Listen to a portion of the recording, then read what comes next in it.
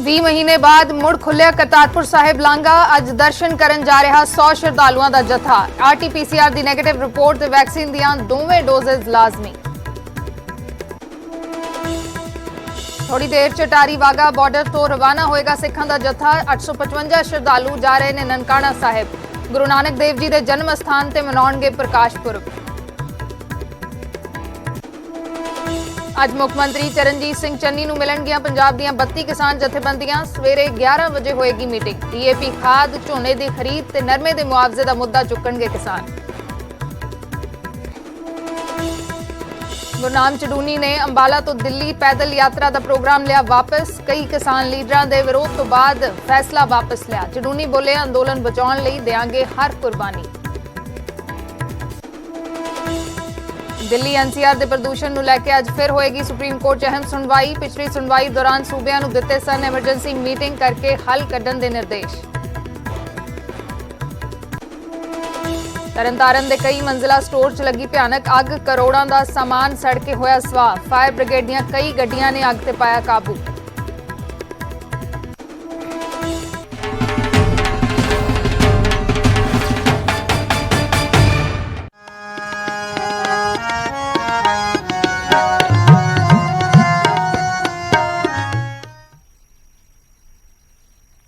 सत श्री अकाल। न्यूज़ 18 पंजाब हरियाणा हिमाचल देख रहे दर्शकों का स्वागत। मैं हाँ अर्शदीप संधू ते शुरुआत करदे हां एक वड्डी खुशखबरी दे नाल। गुरपुरब तो पहला सिख श्रद्धालुओं दे लई वड्डा तोहफा है। 20 महीने तो बाद मुड़ तो करतारपुर साहिब दा लांघा खुलण जा रहा है। अज पहले जथे दे विच 100 सिख श्रद्धालु दर्शन करन दे लई जाणगे। श्रद्धालुओं दे लई कोविड हदायतां दी पालना जरूरी है। वैक्सीन दियां दोवें डोजेज ते RT-PCR दी नैगेटिव रिपोर्ट लाजमी है। 19 नवंबर यानी कि परसों गुरु नानक देव जी का प्रकाश पुरब है ते कल नूं CM चन्नी समेत 10 मंत्री भी करतारपुर साहिब दर्शन करन दे लई जाणगे। एक बार फिर तो करतारपुर साहिब दा लांघा खुलण जा रहा है। अज तकरीबन 20 महीने तो बाद करतारपुर साहिब दा लांघा खुलण जा रहा है। नवंबर 2019 दे विच करतारपुर लांघा पहली बार खुलिया सी ते उस तो बाद मार्च 2020 दे विच लॉकडाउन लग गया सी कोरोना वायरस के कारण ते जिस दौरान लांघा भी बंद कर दिता गया सी ते अज फिर तो करतारपुर साहिब दा लांघा मुड़ खुल गया है। 20 महीने तो बाद करतारपुर साहिब दा लांघा खुलिया है। सिख श्रद्धालुओं दे लई इह वड्डी खुशी इसनूं कह सकते हैं। लंबे समय तो मंग की जा रही सी सिख श्रद्धालुओं दे वल्लों, SGPC दे वल्लों, संगतां दे वल्लों कि करतारपुर साहिब दा लांघा मुड़ तो खोलिया जाए ते हुण एक बार फिर खुले दर्शन दीदार हो पाउणगे। अज 20 महीने बाद मुड़ तो करतारपुर साहिब दा लांघा खुलिया है। कल नूं CM चरणजीत सिंह चन्नी ते 10 मंत्री भी नतमस्तक होणगे।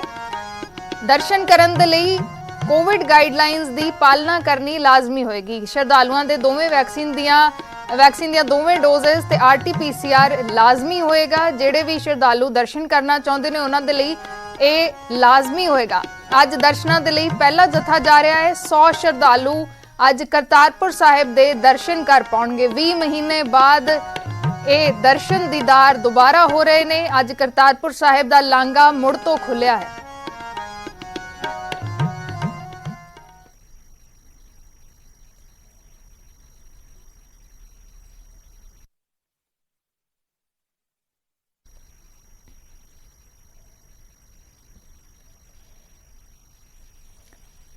करतारपुर लांघा मुड़ तो खुल गया है। 20 महीने तो बाद करतारपुर साहिब दा लांघा दोबारा खुलिया है ते अज पहला जत्था 20 महीने तो बाद पहला जत्था अज दर्शन करन दे लई जा रहा है। अज 100 श्रद्धालु दर्शन करनगे करतारपुर साहिब दे। जद लांघा बंद किया गया सी तां जिहड़े श्रद्धालुआं ने रजिस्ट्रेशन कीती सी उन्हां नूं पहल दित्ती जा रही है। अज 100 श्रद्धालु ने जिहड़े ओह दर्शन कर पाउणगे करतारपुर साहिब दे। करतारपुर साहिब 100 श्रद्धालु अज दर्शन करन दे लई जा रहे ने ते एक बार फिर तो करतारपुर साहिब दा लांघा खुलिया है। सिख संगतां दी लंबे समय तो मंग सी करतारपुर लांघे नूं मुड़ तो खोलण दे लई ते उस मंग नूं पूरा कीता गया है।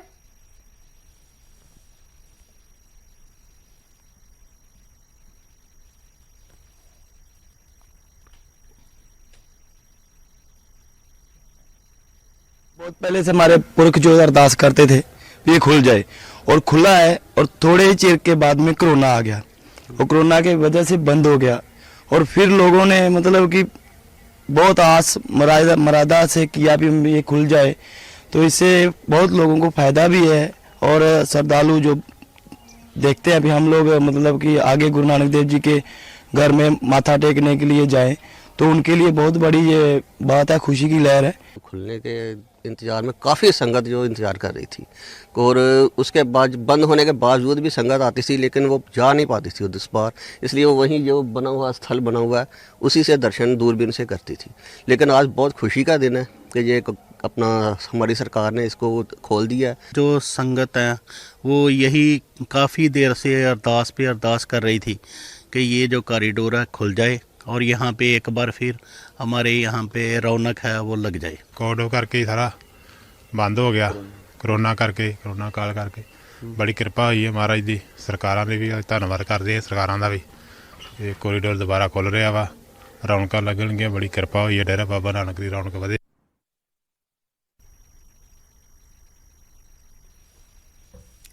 ਤਾਂ ਇੱਕ ਵਾਰ ਫਿਰ ਤੋਂ ਕਰਤਾਰਪੁਰ ਸਾਹਿਬ ਦਾ ਲਾਂਘਾ ਖੁੱਲਿਆ ਹੈ। ਸਿੱਖ ਸੰਗਤਾਂ ਦੇ ਵਿੱਚ ਖੁਸ਼ੀ ਦੀ ਲਹਿਰ ਹੈ। ਲੰਬੇ ਸਮੇਂ ਤੋਂ ਇਹ ਦੁਆਵਾਂ ਜਿਹੜੀਆਂ ਨੇ ਕੀਤੀਆਂ ਜਾ ਰਹੀਆਂ ਸੀ, ਇੱਕ ਵਾਰ ਫਿਰ ਤੋਂ ਲਾਂਘਾ ਖੁਲਵਾਉਣ ਦੇ ਲਈ, ਤੇ ਉਹਨਾਂ ਦੁਆਵਾਂ ਨੂੰ ਬੂਰ ਪਿਆ ਹੈ। 20 ਮਹੀਨੇ ਤੋਂ ਬਾਅਦ ਇੱਕ ਵਾਰ ਫਿਰ ਤੋਂ ਕਰਤਾਰਪੁਰ ਸਾਹਿਬ ਦੇ ਦਰਸ਼ਨ ਸਿੱਖ ਸ਼ਰਧਾਲੂ ਕਰ ਪਾਉਣਗੇ। 20 ਮਹੀਨੇ ਤੋਂ ਬਾਅਦ ਇੱਕ ਵਾਰ ਫਿਰ ਤੋਂ ਕਰਤਾਰਪੁਰ ਸਾਹਿਬ ਦਾ ਲਾਂਘਾ ਖੋਲਿਆ ਗਿਆ ਹੈ। ਅੱਜ ਪਹਿਲਾ ਜਥਾ ਜਾਏਗਾ। 100 ਸ਼ਰਧਾਲੂ ਅੱਜ ਦਰਸ਼ਨ ਕਰਨਗੇ ਕਰਤਾਰਪੁਰ ਸਾਹਿਬ ਦੇ। ਪਾਕਿਸਤਾਨ ਦੇ ਵੱਲੋਂ ਵੀ ਕੋਵਿਡ ਗਾਈਡਲਾਈਨਸ ਲਾਗੂ ਕੀਤੀਆਂ ਗਈਆਂ ਨੇ। ਕੋਵਿਡ ਗਾਈਡਲਾਈਨਸ ਦੀ ਪਾਲਣਾ ਕਰਨੀ ਹੋਏਗੀ। ਤਾਪਮਾਨ ਚੈੱਕ ਹੋਏਗਾ ਸ਼ਰਧਾਲੂਆਂ ਦਾ, ਮਾਸਕ ਤੇ ਸੋਸ਼ਲ ਡਿਸਟੈਂਸਿੰਗ ਜ਼ਰੂਰੀ ਹੋਏਗੀ। ਪਹਿਲਾਂ ਜਿਹੜੀ ਰਜਿਸਟ੍ਰੇਸ਼ਨ ਵੀ ਹੋਏਗੀ ਉਸ ਦੇ ਲਈ ਵੀ ਵੈਕਸੀਨ ਦੀਆਂ ਦੋਵੇਂ ਡੋਜ਼ਸ ਲਾਜ਼ਮੀ ਨੇ, ਤੇ 72 ਘੰਟੇ ਪਹਿਲਾਂ ਤੱਕ ਦਾ RT-PCR ਟੈਸਟ ਵੀ ਲਾਜ਼ਮੀ ਹੈ। ਰਾਜੀਵ ਸ਼ਰਮਾ ਸਾਡੇ ਸਹਿਯੋਗੀ ਜੁੜੇ ਹੋਏ ਨੇ। ਰਾਜੀਵ, ਕੀ ਕੁਝ ਤਸਵੀਰਾਂ ਨੇ ਜੇ ਸ਼ਰਧਾਲੂਆਂ ਦੇ ਨਾਲ ਵੀ ਗੱਲ ਕਰ ਸਕੋ, ਕਿਸ ਕਿਸਮ ਦਾ ਮਾਹੌਲ ਹੈ? ਅੱਜ 20 ਮਹੀਨੇ ਤੋਂ ਬਾਅਦ ਕਰਤਾਰਪੁਰ ਸਾਹਿਬ ਦਾ ਲਾਂਘਾ ਦੁਬਾਰਾ ਖੁੱਲਿਆ ਹੈ।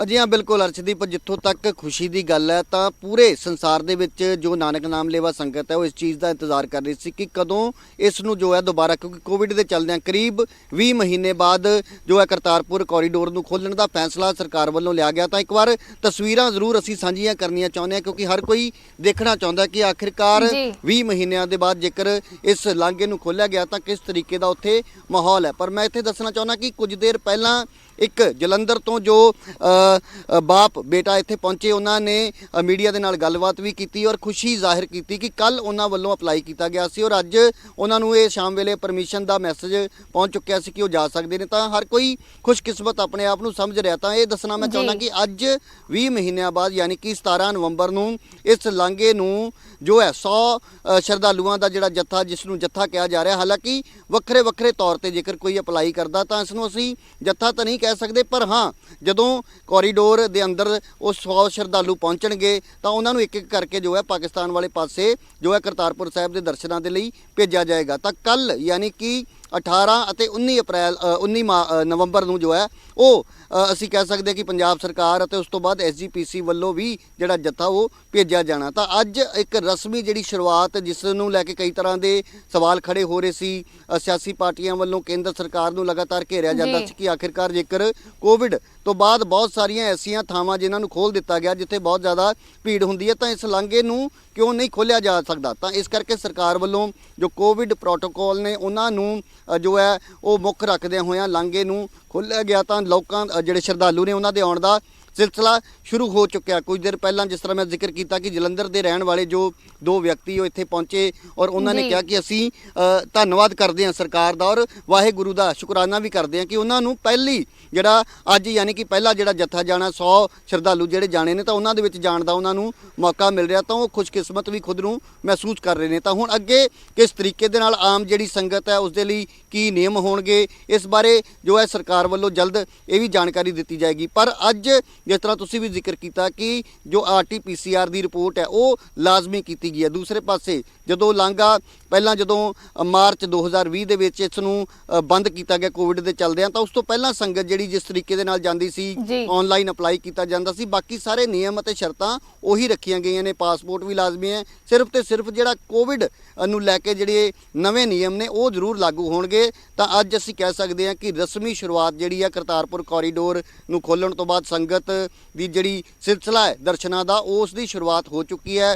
ਇੱਕ ਵਾਰ ਫਿਰ ਮੈਂ ਦੱਸਣਾ ਚਾਹੁੰਦਾ ਕਿ ਇਹ ਗੇਟ ਜੋ ਤੁਸੀਂ ਨਜ਼ਰ ਆ ਰਿਹਾ ਜੋ ਮੇਰੇ ਪਿੱਛੇ, ਇੱਥੋਂ BSF ਦੇ ਜਿਹੜੇ ਜਵਾਨ ਨੇ, ਜਿਹੜੇ ਅਧਿਕਾਰੀ ਨੇ, ਸਭ ਤੋਂ ਪਹਿਲਾਂ ਇੱਥੇ ਸ਼ਰਧਾਲੂ ਪਹੁੰਚਦੇ ਨੇ। ਉਸ ਤੋਂ ਬਾਅਦ ਉਹਨਾਂ ਦਾ ਪਾਸਪੋਰਟ ਚੈੱਕ ਕੀਤਾ ਜਾਂਦਾ, ਉਹਨਾਂ ਦੇ ਕੋਲ ਜਿਹੜੀ ਆਨਲਾਈਨ ਪਰਮਿਸ਼ਨ ਹੈ ਉਸ ਨੂੰ ਚੈੱਕ ਕਰਨ ਤੋਂ ਬਾਅਦ ਅੱਗੇ ਭੇਜਿਆ ਜਾਂਦਾ। ਤਾਂ ਅੱਗੇ ਜਿਹੜਾ 1-2 ਗੇਟ ਨਜ਼ਰ ਆ ਰਹੇ ਨੇ, ਉਸ ਤੋਂ ਪਿੱਛੇ ਜਿਹੜੇ ਚਿੱਟੇ ਰੰਗ ਦੀ ਇਮਾਰਤ ਹੈ ਉਹ ਕਰਤਾਰਪੁਰ ਸਾਹਿਬ ਕੋਰੀਡੋਰ ਦਾ, ਜਿੱਥੇ ਜੋ ਵੀ ਅਸੀਂ ਕਹਿ ਸਕਦੇ ਕਿ ਜਿਹੜੀ ਕਾਗਜ਼ੀ ਕਾਰਵਾਈ ਹੈ ਉਹ ਉੱਥੇ ਕੀਤੀ ਜਾਂਦੀ। ਉੱਥੇ ਹੀ ਕਸਟਮ ਇਮੀਗ੍ਰੇਸ਼ਨ ਦੇ ਜਿਹੜੇ ਕਾਊਂਟਰ ਨੇ, ਉੱਥੇ ਸਭ ਤੋਂ ਪਹਿਲਾਂ ਸ਼ਰਧਾਲੂ ਪਹੁੰਚਦੇ ਨੇ। ਉਸ ਤੋਂ ਬਾਅਦ ਉਹਨਾਂ ਨੂੰ BSF ਵੱਲੋਂ ਜੋ ਹੈ ਉਹ ਸਰਹੱਦ ਤੋਂ ਪਾਰ ਭੇਜਿਆ ਜਾਂਦਾ। ਫਿਰ ਉੱਥੇ ਪਹੁੰਚਣ ਤੋਂ ਬਾਅਦ ਜਿਹੜੀ ਸੰਗਤ ਹੈ ਉਹ ਪਾਕਿਸਤਾਨੀ ਰੇਂਜਰਸ ਵੱਲੋਂ ਜਿਹੜਾ ਪ੍ਰਬੰਧ ਕੀਤਾ ਜਾਂਦਾ, ਬੱਸਾਂ ਦੇ ਵਿੱਚ ਉਹਨਾਂ ਨੂੰ ਕਰਤਾਰਪੁਰ ਸਾਹਿਬ ਤੱਕ ਲਿਜਾਇਆ ਜਾਂਦਾ। ਤਾਂ ਇਸ ਦੇ ਨਾਲ ਇੱਕ ਹੋਰ ਮੈਂ ਜਿਹੜੀ ਵਧੀਆ ਜਾਣਕਾਰੀ ਸਾਂਝੀ ਕਰਨਾ ਚਾਹੁੰਦਾ ਕਿ ਇਹ ਜਿਹੜੀ ਇੱਕ ਸੜਕ ਤੁਹਾਨੂੰ ਖਾਲੀ ਨਜ਼ਰ ਆ ਰਹੀ, ਜਿੱਥੇ ਕੁਝ ਲੋਕ ਮੋਟਰਸਾਈਕਲ ਤੇ ਆ ਰਹੇ ਨੇ, ਜਾ ਰਹੇ ਨੇ, ਤਾਂ ਇਹ ਉਹ ਰਸਤਾ ਹੈ ਜੋ ਕਿ ਪਿਛਲੇ ਕਈ ਸਾਲਾਂ ਤੋਂ ਆਮ ਸੰਗਤ ਦੇ ਲਈ ਰੱਖਿਆ ਗਿਆ ਸੀ। ਔਰ ਸਾਹਮਣੇ ਜਿੱਥੇ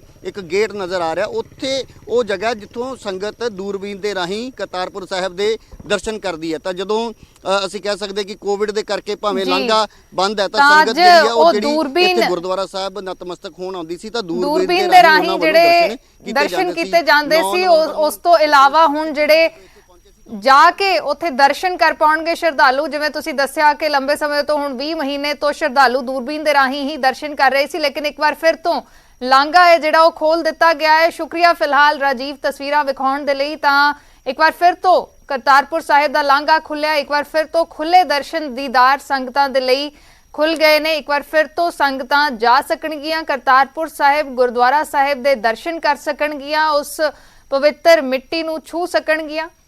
ਤਾਂ ਇੱਕ ਵਾਰ ਫਿਰ ਤੋਂ ਕਰਤਾਰਪੁਰ ਸਾਹਿਬ ਦਾ ਲਾਂਘਾ ਖੁੱਲਿਆ ਹੈ। ਮਾਰਚ 2020 ਦੇ ਵਿੱਚ ਲਾਂਘਾ ਬੰਦ ਕੀਤਾ ਗਿਆ ਸੀ ਕੋਵਿਡ ਦੇ ਚੱਲਦਿਆਂ, ਤੇ ਇੱਕ ਵਾਰ ਫਿਰ ਲਾਂਘਾ ਖੋਲ ਦਿੱਤਾ ਗਿਆ ਹੈ। ਅੱਜ 100 ਸ਼ਰਧਾਲੂ ਦਰਸ਼ਨ ਕਰਨ ਦੇ ਲਈ ਕਰਤਾਰਪੁਰ ਸਾਹਿਬ ਜਾ ਰਹੇ ਨੇ। ਬੜਾ ਅੱਛਾ ਲੱਗ ਰਿਹਾ, ਕਾਫੀ ਦੇਰ ਬਾਅਦ ਅਗਰ ਸਾਨੂੰ ਦਰਸ਼ਨ ਦੇ ਮੌਕਾ ਮਿਲ ਰਿਹਾ ਹੈਗਾ, ਤੇ ਕਦੀ ਹੁੰਦਾ ਕਿ ਲਾਈਫ ਟਾਈਮ ਹੁੰਦਾ ਕਿ ਮੌਕਾ ਮਿਲ ਜਾਏ ਸਾਨੂੰ ਜਾਣ ਦਾ, ਤੇ ਬਹੁਤ ਅੱਛਾ ਲੱਗ ਰਿਹਾ ਹੈਗਾ। ਕੱਲ ਅਸੀਂ ਕੋਈ ਦੁਪਹਿਰੀ 12 ਵਜੇ ਅਪਲਾਈ ਕੀਤਾ ਸੀ, ਤੇ ਸਾਡਾ ਮੇਰਾ ਬੇਟਾ ਵਰੁਣ ਹੈਗਾ, ਉਹਦੇ ਨਾਲ ਸਾਡਾ ਇਕੱਠਾ ਹੀ ਹੋ ਗਿਆ ਜੀ ਸਾਰਾ ਜੀ। ਬਹੁਤ ਖੁਸ਼ੀ ਹੈ ਜੀ। ਦੇਖੋ ਅੱਜ ਖੁੱਲਿਆ ਹੀ ਹੈ ਹਜੇ, ਤੇ ਸਾਨੂੰ ਮੌਕਾ ਮਿਲ ਰਿਹਾ ਪਹਿਲੇ ਦਰਸ਼ਨ ਕਰਨ ਦਾ, ਕਾਫੀ ਅੱਛਾ ਲੱਗ ਰਿਹਾ ਜੀ। ਡਾਕੂਮੈਂਟ ਪਾਸਪੋਰਟ ਜੀ, ਨੈਗੇਟਿਵ ਰਿਪੋਰਟ ਚਾਹੀਦੀ ਹੈ ਕੋਵਿਡ ਦੀ, ਤੇ ਵੈਕਸੀनेशन फुली होना चाहिए जी। तो बस यही है, पुलिस क्लियरेंस वगैरह जो नॉर्मल। कोरोना की वजह से ये रास्ता बंद हो गया था, कॉरिडोर बंद हो गया था करतारपुर साहिब, तब सब जगह कोरोना प्रोटोकॉल खत्म है ऑलमोस्ट। बसों में पूरी भीड़ है, ट्रेन पूरी फुल जा रही है, जहाज पूरे फुल जा रहे हैं, पाकिस्तान भी इंटरनेशनल फ्लाइट आ रही थी, इंडिया में भी आ रही है। तो हम सबकी डिमांड थी, अक्रॉस द पार्टी लाइन सबने डिमांड की कि ये खुलना चाहिए, क्योंकि सिख श्रद्धालु जाना चाहते हैं। 552वां प्रकाश पुरब गुरु नानक देव जी का आ रहा है, तो उस प्रकाश पुरब के ऊपर सारी संगत जाना चाहती है। कोरोना की वजह से लोग पहले भी मुश्किल में हैं, तो वो परमात्मा के आगे अरदास बेनती करने के लिए गुरु नानक देव जी के पास जाना चाहते हैं। हम धन्यवाद करते हैं सरकार का, केंद्र सरकार का, कि उन्होंने ये अच्छा सोचा है, इसको खोल दिया। ਤਾਂ ਉਧਰ 855 ਸ਼ਰਧਾਲੂਆਂ ਦਾ ਜਥਾ ਅੰਮ੍ਰਿਤਸਰ ਤੋਂ ਨਨਕਾਣਾ ਸਾਹਿਬ ਜਾ ਰਿਹਾ ਹੈ। ਇਹ ਜਥਾ SGPC ਦਫ਼ਤਰ ਤੋਂ ਰਵਾਨਾ ਹੋ ਚੁੱਕਿਆ ਹੈ। ਜਥਾ ਗੁਰੂ ਨਾਨਕ ਦੇਵ ਜੀ ਦੇ ਜਨਮ ਸਥਾਨ ਨਨਕਾਣਾ ਸਾਹਿਬ ਦੇ ਵਿੱਚ ਹੀ ਪ੍ਰਕਾਸ਼ ਪੁਰਬ ਮਨਾਏਗਾ ਤੇ ਹੋਰ ਗੁਰਧਾਮਾਂ ਦੇ ਵੀ ਦਰਸ਼ਨ ਕਰੇਗਾ। ਤਾਂ ਜਥਾ SGPC ਦਫ਼ਤਰ ਤੋਂ ਰਵਾਨਾ ਹੋਇਆ ਹੈ। 855 ਸ਼ਰਧਾਲੂਆਂ ਦਾ ਜਥਾ ਅੱਜ ਅਟਾਰੀ ਵਾਹਗਾ ਸਰਹੱਦ ਦੇ ਜ਼ਰੀਏ ਪਾਕਿਸਤਾਨ ਜਾਏਗਾ ਤੇ ਨਨਕਾਣਾ ਸਾਹਿਬ ਪਹੁੰਚ ਕੇ ਗੁਰੂ ਨਾਨਕ ਦੇਵ ਜੀ ਦੇ प्रकाश उत्सव प्रकाश पुरब मनाएगा। 855 श्रद्धालु आज अटारी वाघा सरहद के जरिए पाकिस्तान जा रहे हैं। ननकाना साहब, पंजा साहब जी, डेरा साहब, करतारपुर साहब, पाकिस्तान जिन्हें अपने गुरु नानक देव जी के संबंधित स्थान हैं, सारे स्थानों पर जा रहे हैं। ਇਹ ਗੁਰਪੁਰਬ ਗੁਰੂ ਮਹਾਰਾਜ ਦਾ ਮਨਾਉਣ ਚੱਲੇ ਆ ਜੀ, ਗੁਰੂ ਨਾਨਕ ਦੇਵ ਸੱਚੇ ਪਾਤਸ਼ਾਹ ਦਾ, ਤੇ ਬੜੀ ਉਹਨਾਂ ਨੇ ਕਿਰਪਾ ਕੀਤੀ ਆ। ਕੁਛ ਇਹਨਾਂ ਸਰਕਾਰਾਂ ਨੇ, ਕੁਛ ਸ਼੍ਰੋਮਣੀ ਕਮੇਟੀ ਦਾ ਬੜਾ ਵੱਡਾ ਉਪਰਾਲਾ, ਜਿਨ੍ਹਾਂ ਨੇ ਇੰਨੀ ਆਪਣੇ ਸਿਰ ਦੇ ਉੱਤੇ ਭਾਰ ਲੈ ਕੇ ਤੇ ਇੰਨੀ ਦੁਨੀਆ ਨੂੰ ਆਪਾਂ ਨੂੰ ਭੇਜਣਾ ਉੱਥੇ, ਤੇ ਗੁਰੂ ਮਹਾਰਾਜ ਦੇ ਚਰਨਾਂ ਵਿੱਚ ਜਾਣਾ।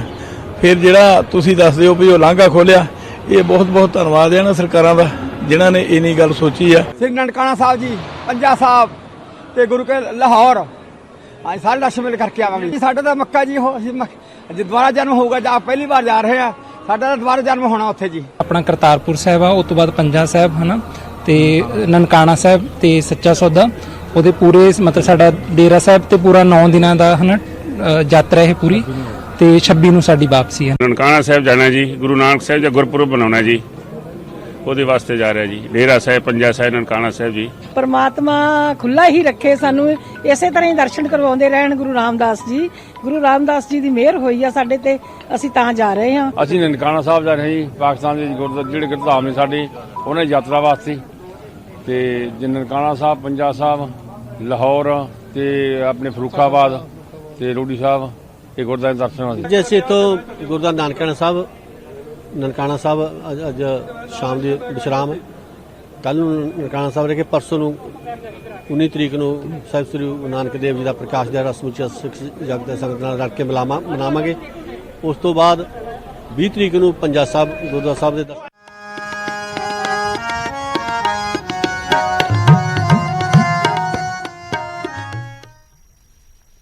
ਅੱਗੇ ਵਧਦੇ ਹਾਂ। ਹਵਾ ਗੁਣਵੱਤਾ ਪ੍ਰਬੰਧਨ ਕਮਿਸ਼ਨ ਦੀ ਅਹਿਮ ਬੈਠਕ ਹੋਈ ਹੈ। ਦਿੱਲੀ, ਪੰਜਾਬ, ਹਰਿਆਣਾ, ਯੂਪੀ ਦੇ ਅਧਿਕਾਰੀਆਂ ਦੇ ਨਾਲ ਬੈਠਕ ਦੇ ਵਿੱਚ ਫੈਸਲੇ ਲਏ ਗਏ ਨੇ।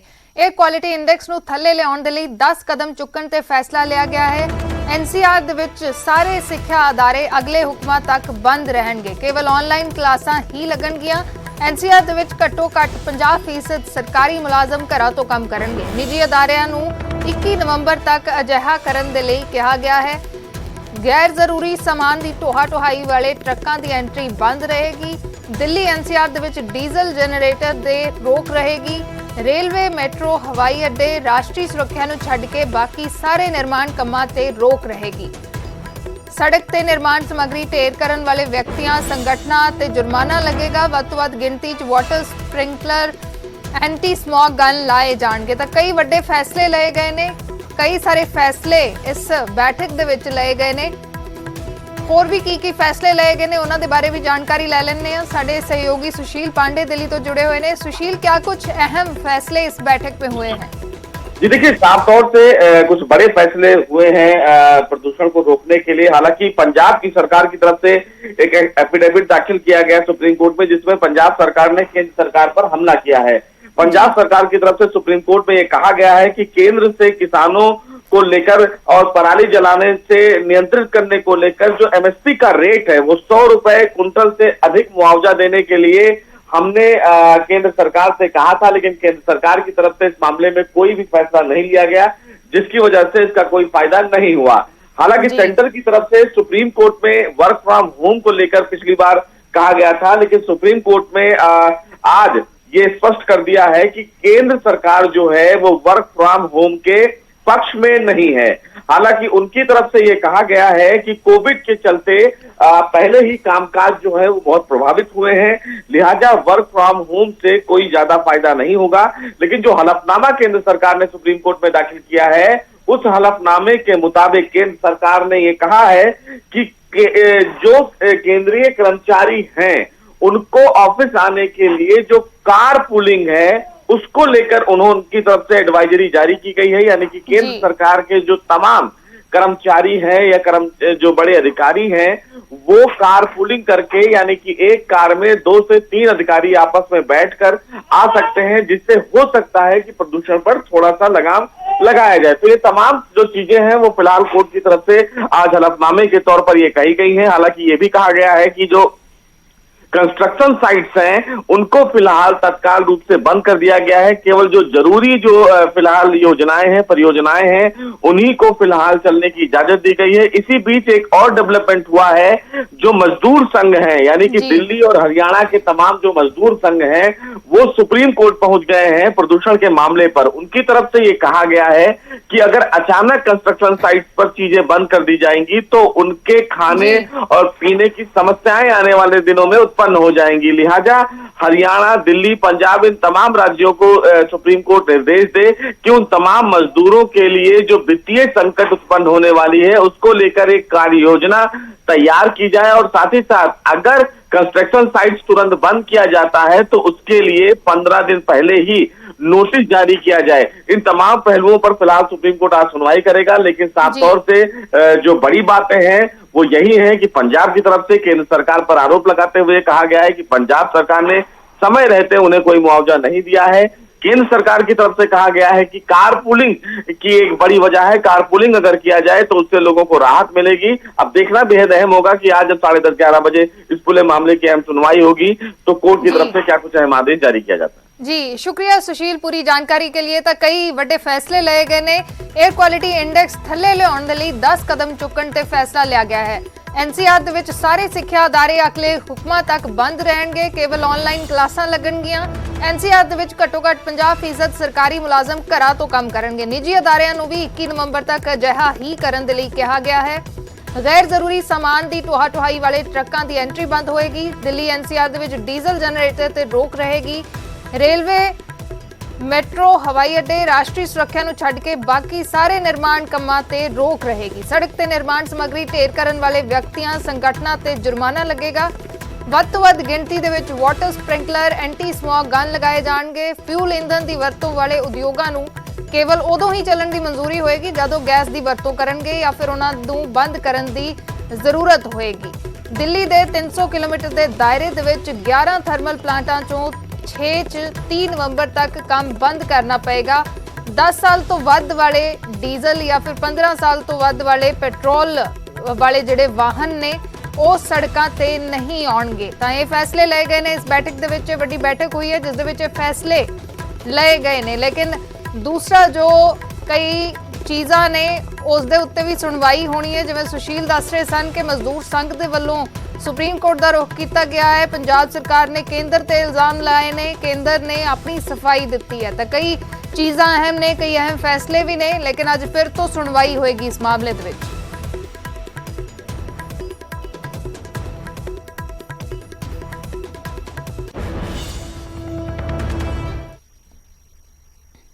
तो दिल्ली एनसीआर च प्रदूषण के मामले च एक होर मोड़ आया है। निर्माण मजदूर संघ सुप्रीम कोर्ट पहुंच गया है। निर्माण मजदूर संघ ने कोर्ट तो मांग की है कि गैर प्रदूषणकारी निर्माण गतिविधियां नूं इजाजत दी जानी चाहिए। सारे निर्माण कंमां ते ब्लैंकेट बैन ठीक नहीं है। अचानक बैन लगाउण दे नाल वड्डा वित्ती नुकसान हुंदा है। निर्माण ते बैन लगाउण तो पहलां 15 दिनां दा नोटिस दिता जाना चाहिए है। काम बंद होण करके मजदूरां दे लई मुआवजे दी भी मंग कीती गई है, क्योंकि जे एकदम ਜਿਹੜੇ निर्माण कार्य ने बंद होंदे ने तां मजदूर ਜਿਹੜੇ ਦਿਹਾੜੀ ਕਰਦੇ ਨੇ ਜਾਂ ਰੋਜ਼ਾਨਾ ਜਿਹੜਾ ਆਪਣੀ ਰੋਜ਼ੀ ਰੋਟੀ ਕਮਾਉਂਦੇ ਨੇ ਉਹਨਾਂ ਦੇ ਲਈ ਵੱਡਾ ਸੰਕਟ ਖੜਾ ਹੁੰਦਾ ਹੈ, ਜਿਸ ਨੂੰ ਲੈ ਕੇ ਹੁਣ ਮਜ਼ਦੂਰ ਸੰਘ ਨੇ, ਨਿਰਮਾਣ ਮਜ਼ਦੂਰ ਸੰਘ ਨੇ ਸੁਪਰੀਮ ਕੋਰਟ ਦਾ ਰੁਖ ਕੀਤਾ ਹੈ।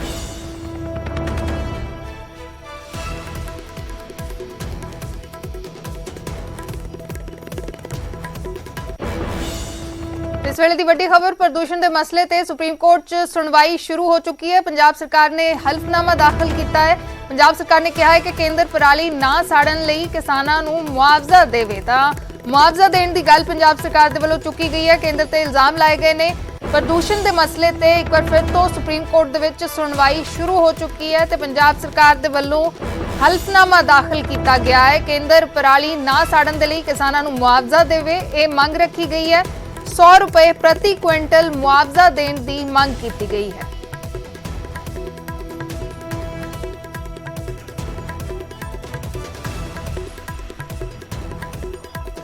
तो सुशील पांडे साडे सहयोगी दिल्ली तो जुड़े हुए हैं। सुशील, क्या कुछ जानकारी है इस हल्फनामे के बारे में, क्योंकि बार बार इल्जाम तराशी होती है पराली जलाने को लेकर? जी देखिए, फिलहाल सुप्रीम कोर्ट में अभी सुनवाई शुरू नहीं हुई है। हालांकि तमाम जो राज्य सरकारें हैं और केंद्र सरकार है उन्होंने कोर्ट में हलफनामा दाखिल कर दिया है। केंद्र सरकार की तरफ से हलफनामा दाखिल किया गया है जिसमें साफ तौर से ये कहा गया है कि जो फिलहाल वर्क फ्रॉम होम की बात सुप्रीम कोर्ट के द्वारा कही गई थी वो फिलहाल मुमकिन नहीं है, लेकिन कार पूलिंग जो है वो किया जा सकता है, क्योंकि कोरोना के चलते बहुत ज्यादा कामकाज जो है वो प्रभावित हुआ है। लिहाजा कार पूलिंग की जो एडवाइजरी है वो केंद्र सरकार की तरफ से दाखिल कर दी गई है। सबसे महत्वपूर्ण बात, पंजाब सरकार की तरफ से जो हलफनामा दाखिल किया गया है, उस हलफनामे में पंजाब सरकार ने कहा है कि केंद्र सरकार से उन्होंने एमएसपी से अधिक यानी कि 100 क्विंटल पर एमएसपी के आधार पर उन्हें हर्जाना देने की बात कही गई थी, लेकिन केंद्र सरकार की तरफ से कोई बड़ा फैसला नहीं लिया गया, जिससे कहीं ना कहीं इस पूरे मामले में जो परेशानियां हैं वो सामने आई हैं। हालांकि आज पूरे मामले में हरियाणा सरकार की तरफ से भी हलफनामा कोर्ट में दाखिल किया गया है। हरियाणा सरकार की तरफ से उनके हलफनामे में कहा है कि उन्होंने सरकारी और निजी स्कूलों को बंद कर दिया है, सरकारी और निजी दफ्तरों को वर्क फ्रॉम होम करने का सुझाव दिया गया है। गुड़गांव, फरीदाबाद, झज्जर और सोनीपत के जो डिस्ट्रिक्ट कलेक्टर हैं उनसे कहा गया है कि वो कर्मचारियों को वर्क फ्रॉम होम का आदेश लागू कराएं, यानी कि जो हरियाणा है वहां पर वर्क फ्रॉम होम जो है उसको लागू कराया जाए। और जो सबसे महत्वपूर्ण बात हरियाणा सरकार की तरफ से कही गई है वो ये है कि पराली ना जलाने को लेकर सरकार के तमाम बड़े अधिकारी और जो नुमाइंदे हैं वो किसानों के संपर्क में है और इसके लिए एक विस्तृत प्रचार प्रसार भी किया जा रहा है ताकि किसान कुछ दिन पराली ना जलाएं, जिससे दिल्ली एनसीआर के जो आसपास के इलाके हैं वहां पर जो प्रदूषण स्तर का बढ़ा हुआ है वो ना बढ़े। जी शुक्रिया सुशील पूरी जानकारी के लिए। तो पंजाब सरकार ने हल्फनामा दाखिल किया है सुप्रीम कोर्ट ਦੇ ਵਿੱਚ केंद्र सरकार तो पराली ना साड़न ਦੇ ਲਈ किसानां ਨੂੰ मुआवजा देने की मंग की है। 100 रुपए प्रति क्विंटल का मुआवजा देने की मंग रखी गई है।